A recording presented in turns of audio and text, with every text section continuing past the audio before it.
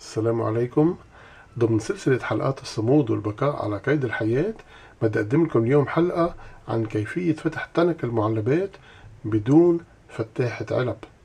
لنفرض أنكم بحرب لا سمح الله، أو بمخيم أو بجزيرة نائية أو حتى برحلة في الغابة، ومعكم تنكة معلبات وبدكم تفتحوها بس ما في فتاحة علب. شو بتعملوا؟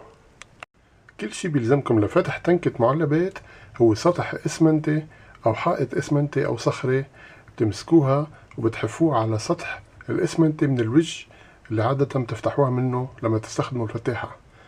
رح بلش حف.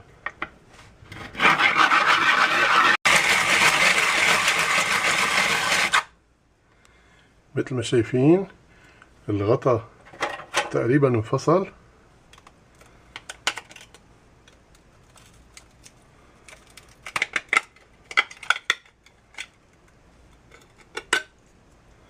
وصار فيني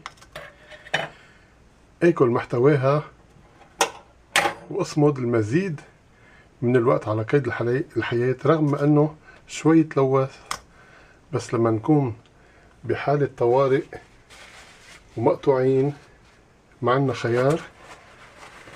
بتمنى هالحلقة تكون فادتكم.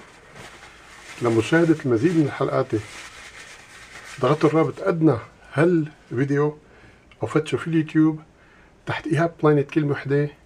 وما تنسوا الاشتراك والشير والانضمام لفريقي الرسمي على الفيسبوك، رابطه أسفل هالحلقة كمان. إلى اللقاء.